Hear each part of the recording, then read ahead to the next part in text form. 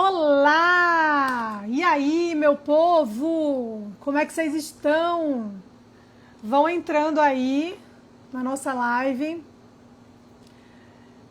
Eu vou dar uma introdução, fazer uma introdução rápida, né? Só para vocês entenderem qual que é a ideia desse planejamento. Estou aqui com as minhas muitas anotações, muitos tópicos, muitas coisas para falar com vocês. E espero de todo o meu coração que esse conteúdo seja útil para vocês, né? Que seja um conteúdo que vocês consigam tirar proveito dele, né? Que vocês consigam aplicar as coisas que nós vamos conversar aqui na vida pessoal de vocês, né? Na vida prática de vocês, né? Na rotina de vocês. Essa é a ideia, né? Então, por isso que eu sugeri nos stories que vocês, e lá no canal também, que vocês estivessem com papel e caneta na mão para poder anotar, porque eu trarei muitas dicas práticas, né? Muitas instruções práticas que vocês poderão aplicar na vida de vocês imediatamente assim que a live terminar, tá? Bom, qual que é a grande ideia aqui? Por que eu chamei, primeiro, antes de tudo, né? Vocês estão me ouvindo bem? Vocês estão me vendo bem e me ouvindo bem, né? Só para eu saber se tá tudo certo com o áudio e com a imagem aí, tá? Quero saber para poder seguir adiante e não ter nenhum problema enfim, no conteúdo, né?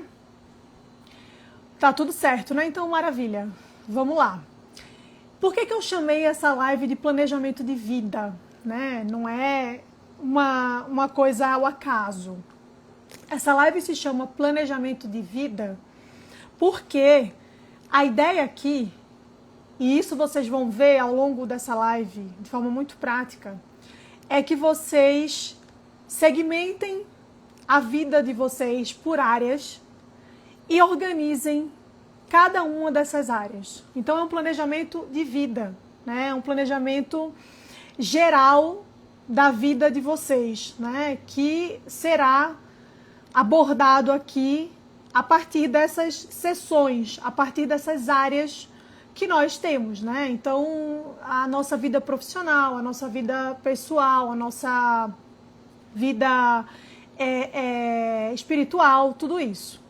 Então, é planejamento de vida, para que a gente consiga fazer por nós mesmos algo que nenhuma outra pessoa poderá jamais, né? Que é trazer para a nossa rotina, para a nossa realidade, um elemento fundamental na nossa vida, né? Um elemento fundamental para o nosso desenvolvimento pessoal, espiritual e profissional e qualquer que seja, que é o elemento da ordem, né? Eu gosto de dizer que a ordem, ela é a virtude, porque a ordem é uma virtude, né? É a virtude que sustenta tudo na nossa vida, né? A virtude que é como se fosse o esqueleto, a coluna vertebral da nossa vida. Sem ordem, a gente não consegue evoluir em absolutamente nada. Então, esse planejamento, ele tem como objetivo, né? Esse planejamento que eu sugiro que vocês façam na vida de vocês, ele tem como objetivo trazer essa ordem, né? Executar essa ordem, ver essa ordem existir, né? Ver as coisas seguirem uma ordem, porque é muito importante que exista uma organização do nosso tempo. Afinal, o tempo, ele é o nosso recurso mais precioso, né? Ele é o nosso bem mais valioso, porque ele é finito. O tempo não é infinito, o tempo é finito. Aquele tempo que a gente gasta com o que quer que seja, ele nunca mais volta, né? Ele é o ativo mais valioso que a gente tem. Então a gente precisa saber aproveitar muito bem esse tempo para que a gente não desperdice com coisas que não valem a pena, que não são essenciais e para que a gente não entre numa espiral de loucura, de desorganização, de desordem, né? Onde a gente vai levando a vida, como eu falei ontem, estilo Zeca Pagodinho, né? Deixa a vida me levar, a vida leva eu. Então, assim, a ideia não é deixar a vida me levar, é conduzir as coisas para que a gente alcance, para que a gente conquiste a melhor versão de nós mesmos, né? Eu não gosto muito de usar essa expressão de é a minha melhor versão, etc., porque eu acho isso uma bobagem. Mas, no fim das contas, é isso, é extrair da gente o nosso potencial de fazer as coisas bem feitas, né? De fazer as coisas com essa dedicação, com esse entusiasmo, mas não um entusiasmo passageiro, e sim um entusiasmo que seja perene, né? Um entusiasmo que se materialize de forma concreta, objetiva e sólida na nossa vida, né? Não que, de repente, simplesmente a gente se dê conta que não consegue mais executar as coisas porque o entusiasmo passou. Eu vou desativar os comentários aqui, tem um pessoal falando para desativar, porque eu acho que fica até mais fácil assim pra gente seguir, né? Deixa eu ver aqui como é que eu faço. Tá. Pronto, desativei os comentários. Acho que fica até melhor para mim também, porque eu não me distraio. Então, planejar a vida, né? Fazer esse planejamento da vida, não é simplesmente listar as tarefas que a gente precisa fazer, né? É simplesmente ordenar o nosso tempo em função daquilo que sustenta a nossa existência. Essa é a ideia, né? Planejar a nossa vida ordenando o tempo em função daquilo que sustenta a nossa existência, tá? Esse planejamento, quando executado de fato, e eu vou falar muito disso com vocês aqui, especialmente no final da live eu vou trazer esse ponto de forma muito mais intensa, que é a questão da constância. Esse planejamento, esse bom planejamento que a gente faz da vida, ele provoca na nossa rotina, né, na nossa vida concreta, coisas que são muito importantes, como por exemplo, um bom planejamento é o que reduz o nosso desgaste mental, né? Por quê? Porque a gente, com a vida planejada, com a vida organizada, a gente sabe exatamente o que precisa fazer, né? A gente sabe exatamente para onde ir, quais compromissos a gente tem, quais tarefas a gente precisa executar, né? Quais são as nossas obrigações, nossos deveres, quais são os momentos que a gente tem de pausa. Então isso reduz o desgaste mental, por quê? Porque a gente não perde tempo e energia pensando no que vai ter que fazer, né? A gente já tem aquilo ali planejado, né? Outra coisa que um bom planejamento faz é ajudar a gente a evitar decisões repetidas, ou seja, fazer a mesma coisa várias vezes, né? Fazer a mesma coisa de forma exaustiva, simplesmente porque a gente não se planejou. Então a gente acaba dando voltas, é a imagem do cachorro correndo atrás do próprio rabo. A gente fica perdido sem saber o que fazer e acaba, por muitas vezes, decidindo as mesmas coisas que a gente já decidiu antes, né? Então a gente acaba evitando, com bom planejamento, a gente acaba evitando essa frequência de decisões repetidas. Uma outra coisa que o planejamento faz é proteger o que é importante para a gente. Olha como isso é interessante. Quando a gente vive uma vida desordenada, uma vida que não tem nenhum tipo de planejamento, uma vida onde a gente só reage às coisas, a gente coloca em risco, digamos assim, as coisas que são mais importantes. Por exemplo, se eu tenho uma rotina desestruturada, sem nenhuma organização, então eu não vou aproveitar bem o tempo para fazer as minhas coisas do meu trabalho, que é importante, que é essencial. Eu não vou, por exemplo, ter um momento ali onde eu posso parar e ficar de fato com a minha filha, com a presença ali, sabe, naquela atividade. Eu não vou ter tempo de qualidade com o meu marido, com os meus amigos, eu não vou conseguir assumir um compromisso que é importante, né? Então essas coisas que são de fato essenciais na nossa vida, elas ficam expostas a um risco que é desnecessário, que a gente não precisaria correr. Porque se a gente tivesse planejamento, a gente conseguiria simplesmente encaixar todas as coisas que são nosso dever, nossa responsabilidade, nosso lazer, nossos momentos ali de distrações, de descontrações também, a gente conseguiria encaixar tudo isso na nossa rotina de forma planejada. Só que a gente, por não ter um planejamento, a gente vai fazendo as coisas de acordo com o surgimento da demanda. Então, assim, a demanda aparece, a gente vai lá e faz. O que é bom, né? É sempre pior não fazer, né? Você não acatar com aquela obrigação, aquele dever, aquela responsabilidade quando você é uma pessoa adulta. Mas é muito melhor quando você se planeja para poder fazer aquilo, né? Quando você se antecipa para fazer aquilo. Uma outra coisa que um bom planejamento faz por nós é nos ajudar a trabalhar uma outra virtude, que é a virtude da constância. Eu vou falar mais sobre a constância lá na frente. Mas esse é o principal ponto, né, em relação a esse bom planejamento. O que o bom planejamento faz por nós, né? Quem não planeja, no entanto, é a pessoa que vive reagindo, como eu falei. Não é alguém que age em relação às tarefas. É alguém que reage em relação aos acontecimentos.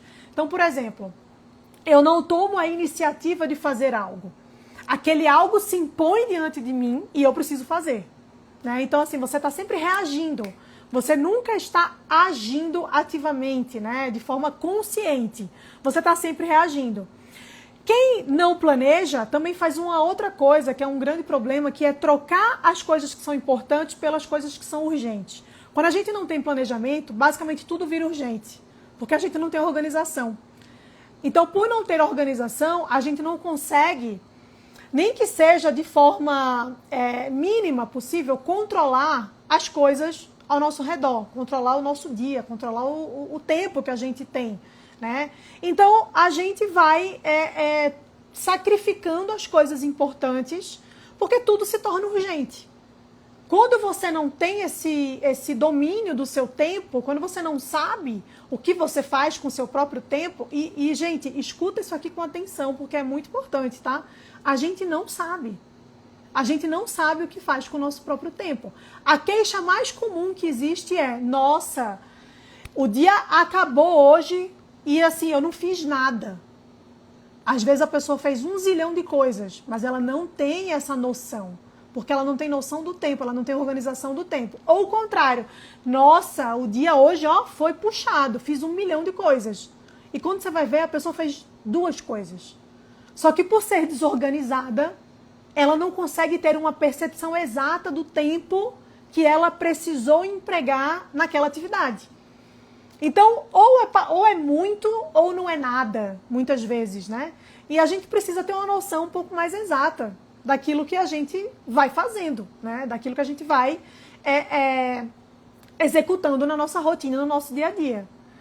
E a gente vai sempre sacrificando as coisas mais importantes em cada área da nossa vida. Então, planejar é simplesmente uma forma de você cuidar do que você tem de mais importante, que é a sua própria vida, né? Porque a sua vida, ela é um dom que Deus te deu e você precisa saber o que fazer com ela, não é? Estamos de acordo com isso? A nossa vida é um dom que nos foi dado por Deus, né? É um milagre acordar todos os dias, né? Se abrir o olho e ver que você está vivo, é um milagre. E a gente precisa saber o que fazer com essa oportunidade que Deus nos dá diariamente, né? De levantar e viver. Então a gente precisa cuidar da nossa própria vida e o planejamento ajuda a gente exatamente na execução desse cuidado, né? Na materialização desse cuidado. Existem pilares, né, que vão estruturando o nosso planejamento, né? São pilares que a gente vai construindo em todas as áreas. Esses pilares, vocês estão anotando aí, né? Então, vamos começar a entrar numa parte mais burocrática, digamos assim. Esses pilares, eles são divididos entre clareza, né? Então, assim, preciso ter clareza das coisas para saber o que é importante em cada área da minha vida, né?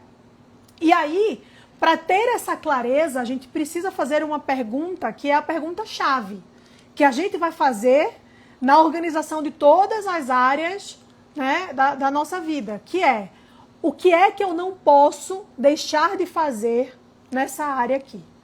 Então, assim, no meu trabalho, o que é que eu não posso deixar de fazer? Na minha vida familiar, o que é que eu não posso deixar de fazer? Aí você vai responder essa pergunta. Quando você responde essa pergunta, você passa a ter clareza daquilo que realmente é importante em cada uma dessas áreas. Então, o que realmente é importante é o que você precisa fazer.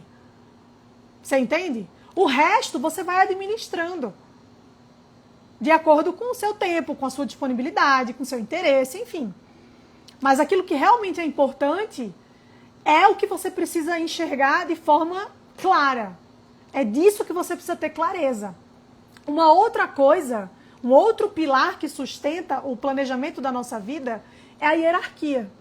A gente precisa ter hierarquia, gente. Isso é, assim, conditio sine qua non, sabe? Não tem negociação, a gente precisa ter hierarquia. A hierarquia é simplesmente a ideia que a gente passa a ter, né, diante da realidade de que nem tudo tem o mesmo peso. Nem todas as coisas têm o mesmo valor, né? Nem todas as coisas têm a mesma importância.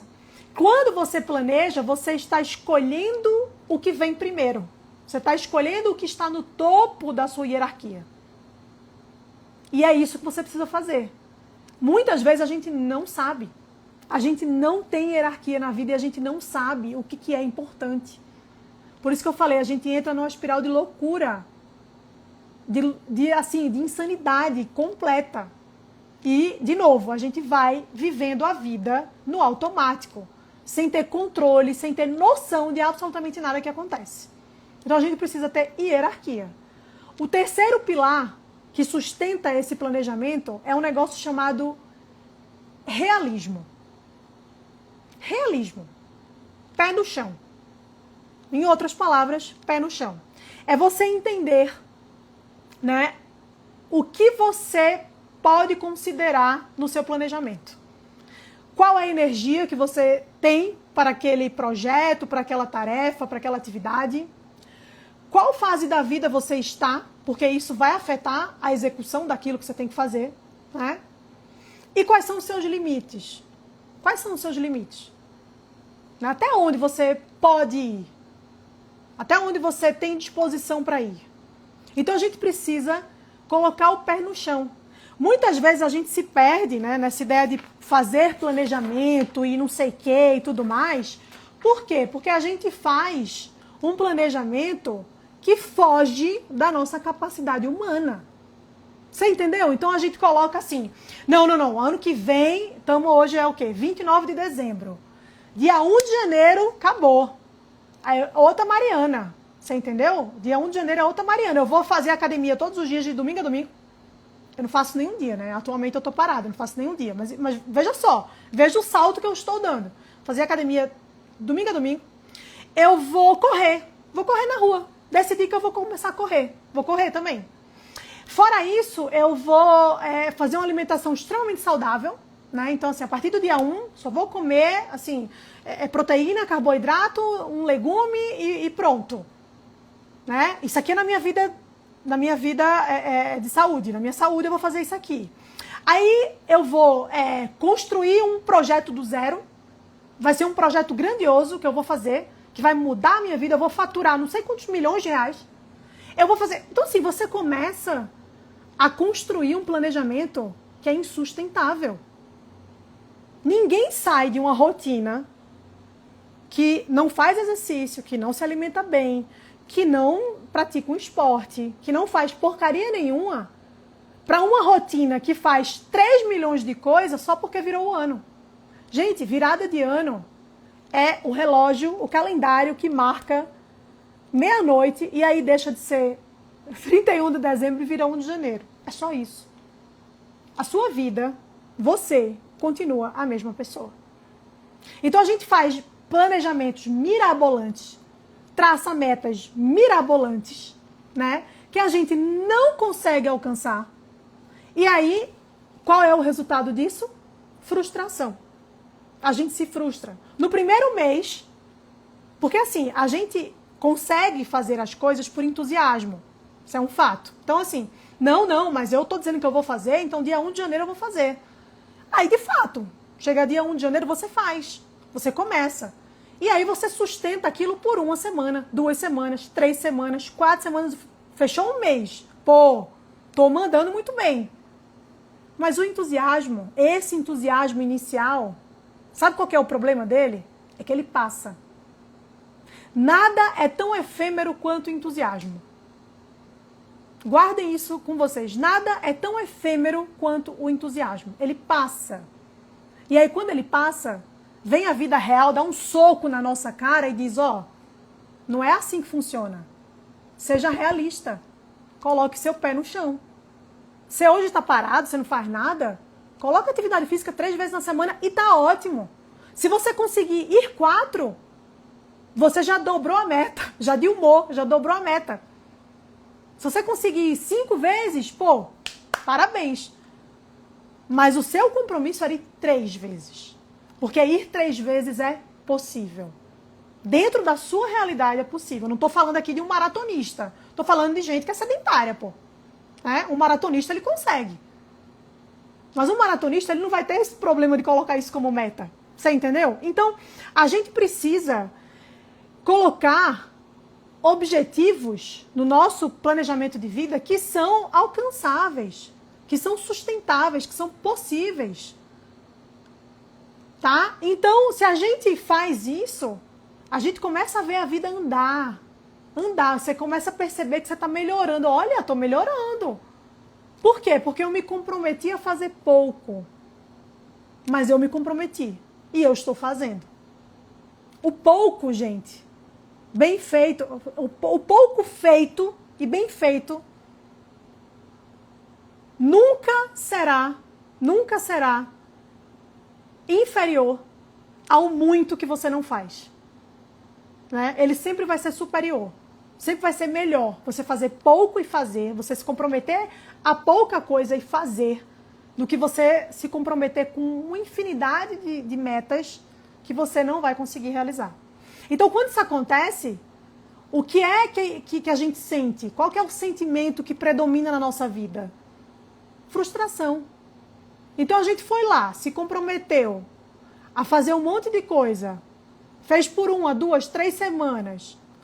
No segundo mês, a gente já não conseguia mais. Segundo mês do ano, pô, fevereiro. Tu já tá quebrando todas as tuas promessas. Por quê? Porque são promessas irreais. Aí você se frustra e aí o entusiasmo que já passou, né? Ele não volta, porque você não está começando uma coisa nova, você só precisa continuar aquilo. O entusiasmo não volta, tu fica frustrado e isso, acredite em mim, compromete o resto do seu ano. Dificilmente você vai chegar em algum outro momento e vai voltar naquela meta inicial que você traçou para tentar executá-la, porque você já viu que não consegue. Você já teve a prova concreta de que você não consegue. Então você desanima. E o desânimo, ele é menos efêmero do que o entusiasmo. O desânimo, ele costuma ficar mais tempo com a gente. Às vezes ele fica o ano inteiro. E aí você passou o ano inteiro, de novo, reagindo, porque as metas que você traçou, meu filho, só Jesus Cristo, né? Porque nenhum ser humano é capaz de conseguir alcançar isso aí. E tem uma outra questão em relação às metas, que eu gosto muito de falar sobre isso, eu falo bastante sobre isso na minha mentoria, com as minhas mentoradas, que é o seguinte: a meta, ela é, no fim das contas, o resultado que a gente pretende alcançar, certo? A meta é o resultado que a gente pretende alcançar. Só que, quando você coloca uma meta, vamos usar um um exemplo aqui bem didático, né? Bem visual, para vocês entenderem. Eu tenho uma meta de correr 10 quilômetros. O cara que está ali se matriculando, né, fazendo a inscrição dele na corrida, que é uma corrida de 10 quilômetros, ele também tem a meta de correr 10 quilômetros. Mas talvez ele consiga e eu não. Será que o problema é a meta? Os dois têm a mesma meta, correr 10 quilômetros. Um vai conseguir, o outro não vai. É a meta o problema? Não, a meta é igual. A meta de ganhadores, de vencedores e de perdedores é a mesma. Todo mundo quer ganhar. Mas ganha, no fim das contas, quem tem um sistema eficiente, que leva ao resultado que você almeja. Então, eu, Mariana, sedentária, chego lá e me inscrevo numa corrida de 10 quilômetros, provavelmente eu não vou ganhar. Mas o cara lá que se inscreveu junto comigo, que tinha a mesma meta que eu, ele já vinha treinando há meses. Ele vai ganhar. Eu não. Nós temos a mesma meta, mas o nosso sistema é diferente. Deixo como sugestão para vocês um livro chamado Hábitos Atômicos. Aprendi esse negócio de metas nesse livro. Esse livro é muito bom. E é exatamente isso. O processo, o sistema que a gente implementa na nossa vida para fazer as coisas é o que vai dizer se a gente vai conseguir alcançar uma meta ou não. Não é a meta em si. Eu posso colocar a meta de faturar 50 milhões de reais esse ano. Fulano também tem a meta de faturar 50 milhões de reais, mas eu posso botar a meta e continuar coçando o saco em casa sem trabalhar. E fulano tá lá, ó, trabalhando que nem maluco. Quem vai conquistar essa meta? Quem vai alcançar essa meta? Eu ou ele? Então, assim, você tem que focar no sistema, no processo, não na meta, né? E tem um outro ponto que é o seguinte, alcançar uma meta, quando você consegue, né, vamos supor, eu coloquei a meta de correr 10 quilômetros e eu consegui. Pronto, alcançar uma meta é uma mudança momentânea, certo? Depois que você alcança a meta, você meio que desiste, você já alcançou, né? Aquilo restringe a sua felicidade de fato, porque criam um conflito na sua cabeça, que é o conflito do ou. Né? Ou você consegue o que deseja e aí você é bem sucedido, ou você não consegue e é um fracassado. O problema da meta é esse. A gente precisa focar no sistema por quê? Porque o sistema ele vai fazer com que eu talvez alcance os 10 quilômetros que eu queria. Talvez eu não alcance. Mas se eu estou focada no sistema, eu vou continuar correndo. Independentemente de correr 10 quilômetros ou não. Eu vou continuar correndo. Por quê?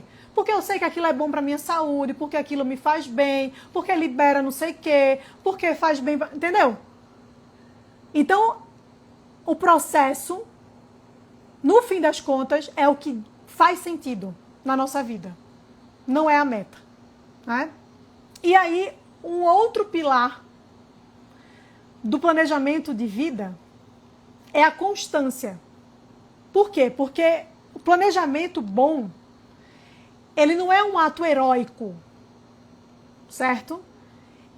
Ele é um planejamento que você consegue executar por semanas e semanas e semanas seguidas. Isso é a constância, né? Eu vou falar mais sobre a constância no final, como eu disse, então eu não vou me estender por isso nesse ponto por enquanto. Mas um outro pilar que ajuda também, né, na construção desse planejamento é a revisão. É você estar sempre revisando aquilo que você planeja. Porque o planejamento sem revisão, ele vira uma ilusão, né? Revisar é parte do método. Então você tem que estar sempre olhando o plano que você traçou. Porque às vezes acontecem coisas na nossa vida que vão exigir de nós uma mudança de rota. Né? Tipo o Waze recalculando rota. É isso que a gente vai ter que fazer muitas vezes na vida. Então, a gente precisa revisitar e revisar o nosso planejamento constantemente. Né? Esse é o principal ponto. A gente pode pensar agora numa estrutura de planejamento por áreas da nossa vida, né? Então, assim, a minha vida pessoal, a minha vida profissional, cadê? A minha vida espiritual, a vida intelectual, minha saúde, né? Meus relacionamentos, tudo isso. A gente pode pensar numa forma de estruturar esse planejamento para cada uma das nossas áreas, né? Então, assim, a gente pode, por exemplo, vida pessoal, o que faz sentido, né, nessa área planejar?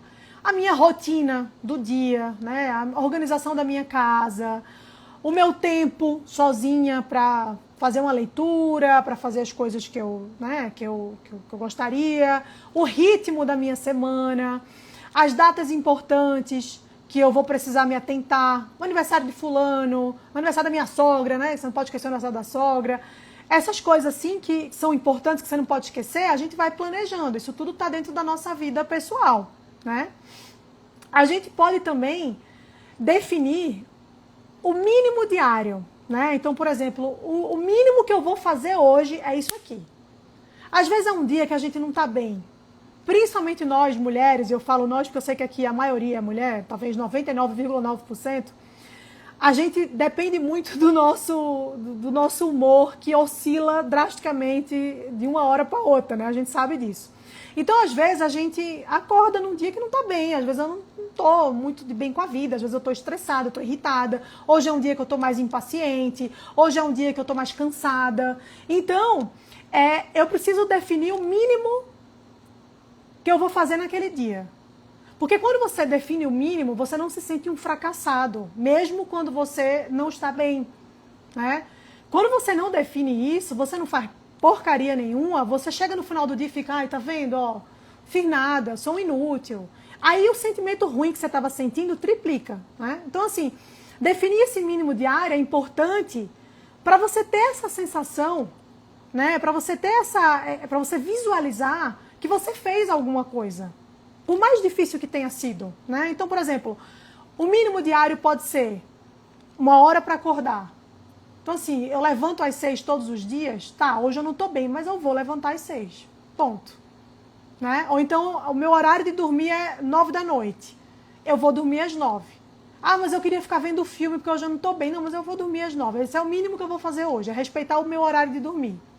Né? Então, sei lá, pequenos rituais que você tem. Rezar o terço, ir à missa, ler um livro, vai depender de cada um, né? E aí você vai construindo esse planejamento, né? Você não pode planejar, e são erros muito comuns, como se você tivesse energia e tempo infinitos, né? Você não pode encher a sua agenda de coisa para não perder tempo, né? Para não desperdiçar tempo ali, brechas que você viu na sua rotina. Né? E você não pode, isso é muito importante, ignorar o descanso. O descanso, ele faz parte da virtude da ordem. Para você ter uma vida de fato ordenada, você precisa ter horário de descanso e de lazer. Sem isso, sem descanso e sem lazer, sua vida não tem ordem. Não adianta você achar que ordem é você ser uma pessoa extremamente produtiva, funcional, que faz 1 milhão de coisas. Ah, eu nunca paro, eu nunca descanso, eu nunca tenho lazer porque eu estou sempre trabalhando. Sua vida é desordenada. Sinto muito, mas a sua vida é desordenada.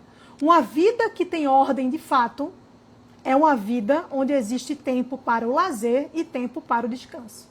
Isso aqui, ó, vocês podem encontrar nesse livrinho aqui, que chama A Virtude da Ordem, do Francisco José de Almeida. Esse livro aqui, ele é 100 palavras. E nesse livro ele fala: descanso e lazer são fundamentais para você ter uma vida ordenada. Então você não pode ignorar isso. Aí vamos, sei lá, para a vida profissional, né? Eu vou planejar a minha vida profissional. O que eu vou fazer? Quais são os meus objetivos para aquele ano? Né? Quais são os meus projetos mais importantes? Qual que é a minha rotina de trabalho? Né? Quais são os blocos de foco que eu preciso ter para fazer as minhas tarefas, as minhas atividades? Eu uso bastante, um parênteses aqui, o método Pomodoro. Não sei se vocês conhecem, mas consiste em blocos de foco. Ou seja, você estabelece um tempo para fazer algumas atividades e você só para quando o tempo acabar. Então, vamos lá, eu coloco 3 blocos de foco de 30 minutos. Então, eu tenho 30 minutos para fazer as coisas que eu preciso fazer, então eu vou ficar 30 minutos focada naquela tarefa. Terminou os 30 minutos, eu levanto e vou fazer outra coisa. Vou tomar um café, vou conversar com alguém, vou olhar o WhatsApp e responder mensagem. Né? Pode ser que eu dê uma olhadinha no Instagram. Não recomendo, porque rede social libera muita dopamina, isso acaba com a vida da gente. Mas eu vou fazer outra coisa para dar uma descansada na mente, para deixar minha mente mastigar, ruminar aquilo que eu estava fazendo, aquilo que eu estava produzindo. Depois eu volto. Esse intervalo pode ter 15, 20 minutos. Depois eu volto por mais 30 minutos. E eu faço isso com despertador, tá? Eu coloco relógio. É contado de relógio. Para quem tem TDAH como eu, não existe método mais eficiente do que o método Pomodoro. Para a gente conseguir fazer as coisas que precisa fazer. Mas é um método que funciona para todo mundo. Então eu uso muito o método Pomodoro, que são blocos de foco, né, de trabalho. Outra coisa também é você dividir o seu ano em ciclos, né? Você estabelecer ali uma rotina para as suas semanas, ver como que é o seu tempo produtivo, né? Quanto tempo você leva de fato para produzir as coisas que você precisa fazer.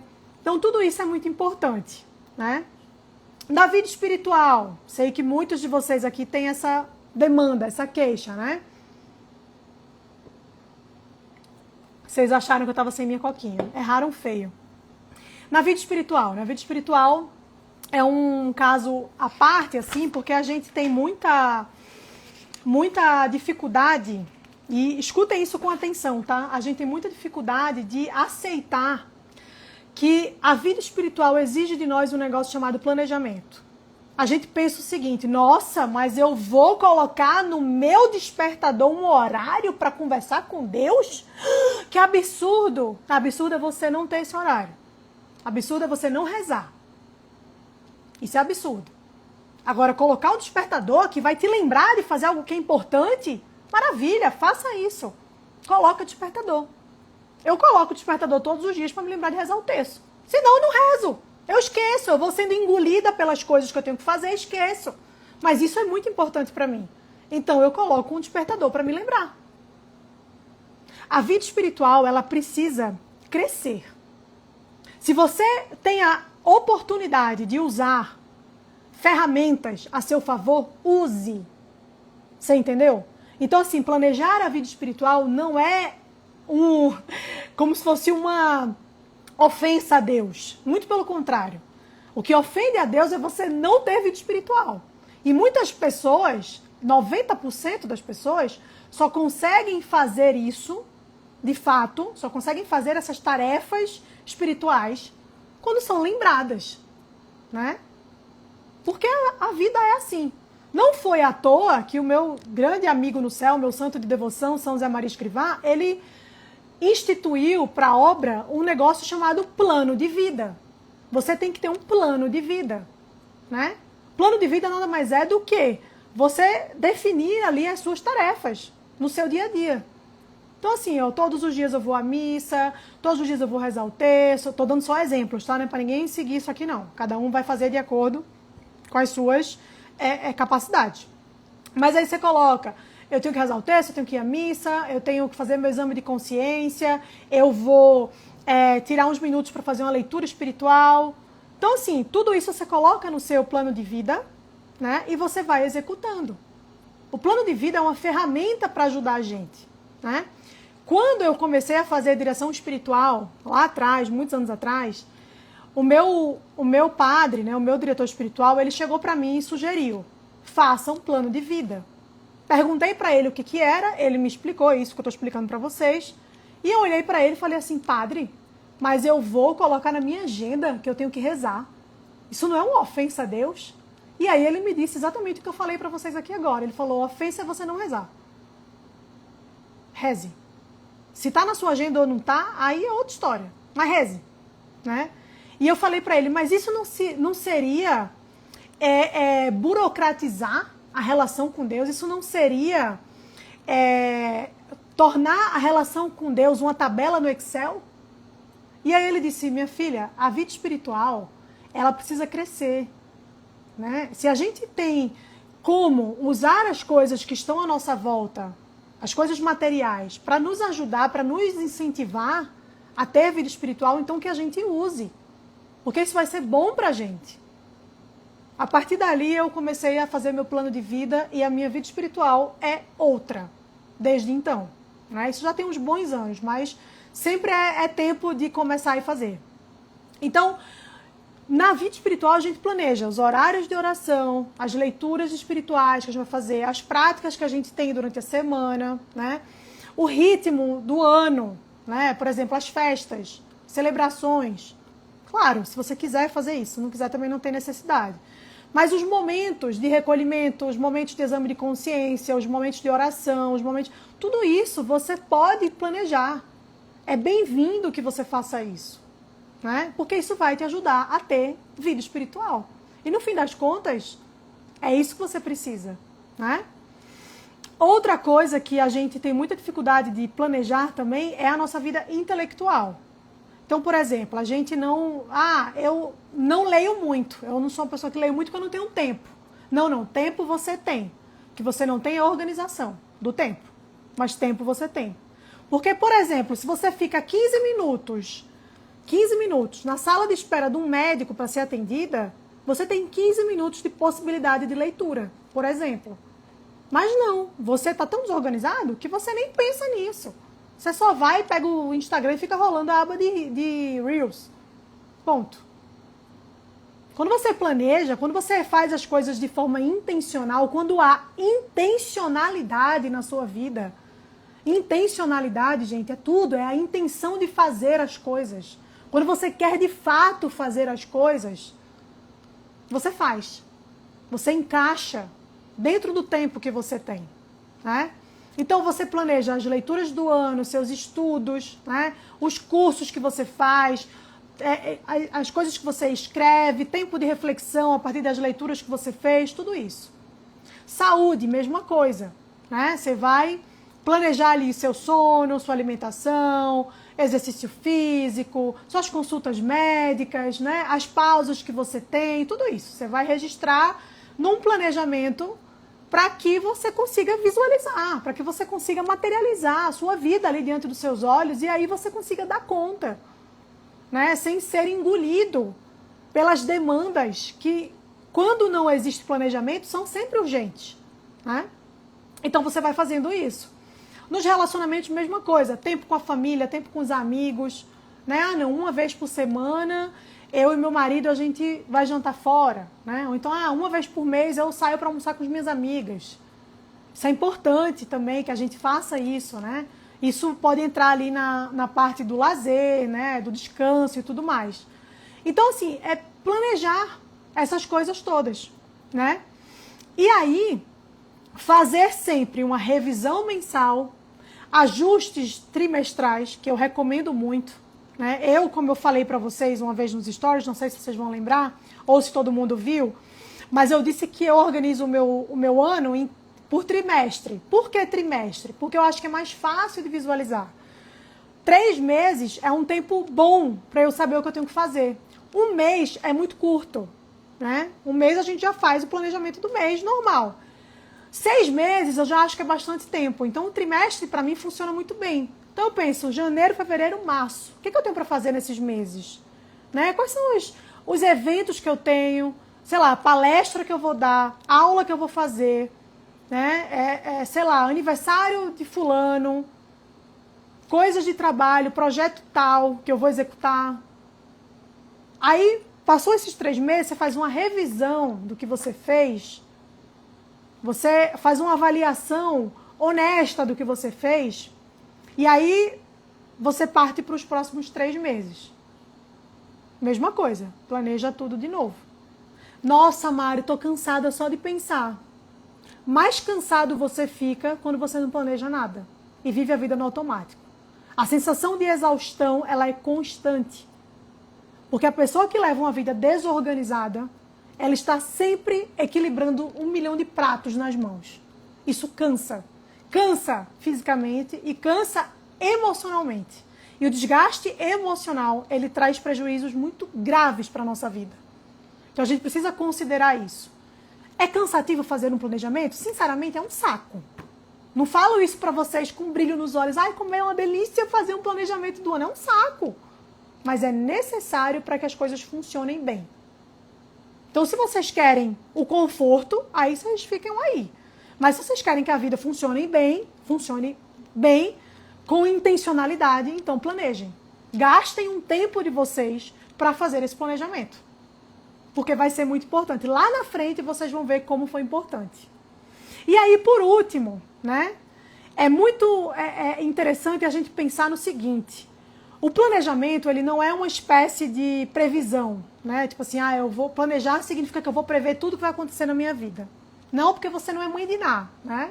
Você não é massa sensitiva. Planejar é fazer algo que vai te ajudar a viver com mais intenção. Por isso que eu falei da intencionalidade, né? Então não é tornar a vida mais rígida. É simplesmente tirar o peso do improviso que a gente carrega nas costas. Vocês entendem? É tirar o peso do improviso. É dar à nossa alma, gente, dar à nossa alma um chão firme onde ela possa ser fiel todos os dias. Planejamento ajuda a gente nisso. Isso é o que eu sugiro vocês fazerem para planejar a vida de vocês, planejar o ano de vocês, né? Essas coisas que eu falei aqui, vocês podem aplicar para o próximo ano, mas também é algo que não é datado, vocês podem fazer sempre na vida de vocês, podem e devem fazer sempre na vida de vocês, né? Então é isso que eu sugiro que vocês façam, essas são as minhas orientações. Antes de encerrar, lembram que eu falei que falaria mais sobre a constância, porque, bom, a constância é o que vai fazer a gente perseverar nesse planejamento. Esse é o ponto. Planejar, qualquer animal de rabo planeja, tá? Isso aí vocês têm que entender fatalmente. Qualquer animal de rabo senta numa cadeira e faz um planejamento. Planeja a vida toda, se for o caso. Perseverar no planejamento que foi feito é para pouca gente. E só consegue fazer isso quem adquire constância. Ponto. Muitos de vocês aqui vão dizer, eu já fiz já comecei muitas coisas, né? Já iniciei muitos projetos e não termino. Já me comprometi com muita coisa e não dou conta, né? Já tentei manter uma rotina, mas eu não consigo porque eu não consigo me organizar. Quando a gente está falando disso, desses problemas, a gente está falando da falta de constância. O que é a constância no fim das contas? A constância é a arte de sustentar as coisas ao longo do tempo. É a arte de sustentar as nossas decisões, os nossos compromissos, a nossa verdade ao longo do tempo. Isso é constância. Que difere daquele entusiasmo do qual falávamos. Que passa. Nada é tão efêmero quanto o entusiasmo, né? A constância não. Então, muitas vezes a gente fica preso em ciclos infinitos, né? De começar, mas não terminar, aí recomeça, aí não termina de novo, aí desiste, aí depois volta, aí depois... Isso acontece porque a gente tem dificuldade em ser constante. A constância nos nossos atos, na nossa vida, é o que vai determinar exatamente o caminho que a gente está seguindo. É isso que a constância faz.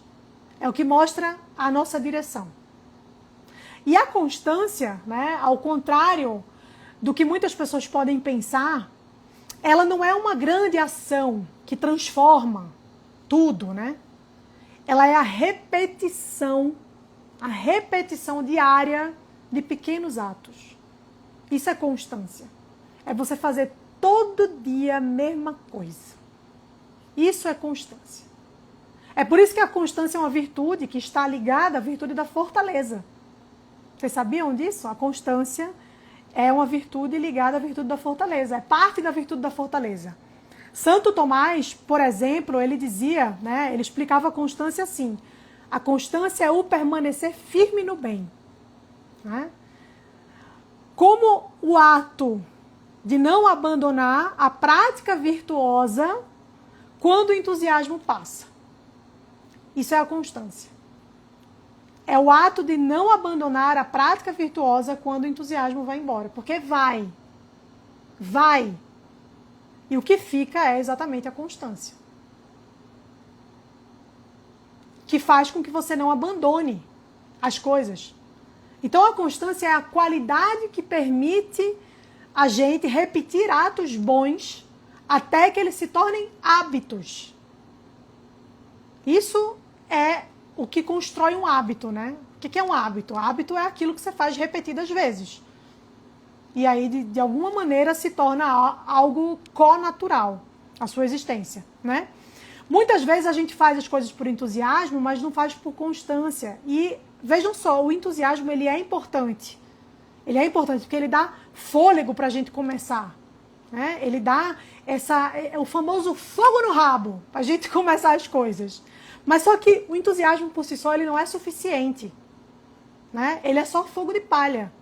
Ele deixa de ser um fogo no rabo e vira fogo de palha, no fim das contas. A constância não, porque a constância ela é a fidelidade. É a fidelidade que faz a gente sustentar as nossas escolhas, os nossos compromissos, as nossas ações, a nossa vida. Todo mundo aqui já começou um monte de coisa, todo mundo aqui já botou a mão na massa para fazer um monte de coisa, né? Todo mundo já iniciou um monte de projeto, já tirou muita ideia do papel. Só que o mundo, ele tá cheio de gente que começa. Isso não é um diferencial, como eu falei. Isso não é um diferencial. O que falta no mundo, de verdade, é quem continua. Então, o que a gente precisa fazer, no fim das contas, é se comprometer. É compromisso. É muito difícil? É pra cacete. Mas é a vida adulta. Na vida adulta, as coisas funcionam assim. Né? Como é que se cultiva a constância? Pequenos passos e foco no processo. Foco no sistema. De novo, nada de meta grandiosa. Nada de meta mirabolante. Metas pequenas, alcançáveis, possíveis, realizáveis. Pequenos passos, foco no processo. E lembrando sempre que a constância não é ausência de uma falha. Quer dizer, por ser constante eu nunca vou falhar. Vai. Mas por ser constante você vai falhar e vai retomar o caminho. Afinal de contas, como diria, de novo citando ele, São José Maria Escrivá, começar é de muitos, perseverar é de santos. Não esqueçam disso. Vou abrir os comentários aqui para ler o que vocês têm para dizer. Eu espero que vocês tenham gostado do conteúdo, que tenha sido útil e coloquem isso em prática, tá? Coloquem esses ensinamentos em prática, façam esse planejamento, que vocês vão ver como vai ser importante para a vida de vocês. Se tiverem algo para comentar, comentem aqui. E eu vou lendo aqui para a gente trocar uma ideia, se for o caso. Obrigada, Mari, conteúdo valioso, amei a live, muito bom, amei. Obrigada, que bom que vocês gostaram, fico muito feliz, E de novo, é isso, tá? Colocar em prática, ser constante, assumir ali o compromisso e fazer as coisas acontecerem. 3 folhas cheias de anotações, muito bem, gostei. Muito bem, gostei. Eu vou ver se eu consigo salvar a live aqui, porque realmente a live não salva quando você faz pelo canal. Amei, muito obrigada, amiga. Vai servir muito para minha rotina. Amiga, um beijo para você. Que bom que você está aqui, fico muito feliz. Cheia de anotações para colocar em prática. Ai, que bom, que bom. Muito bom, gente. Fico muito feliz mesmo que vocês tenham gostado dos livros indicados, Hábitos Atômicos e A Virtude da Ordem. Exatamente. Totalmente direcional, ótimo, fico muito feliz. Muito bom. Muito obrigada pelo seu tempo e conteúdo precioso entregues, foi sensacional, excelente professora, muito clara, sem deixar dúvidas. Que legal! que presentem nesse final de ano de forma gratuita. Por aqui foram 4 folhas. Quero que vocês postem essas anotações e me marquem para eu poder ver, tá? Quero ver o que vocês anotaram. Anotem tudo e postem e me marquem para eu poder ver.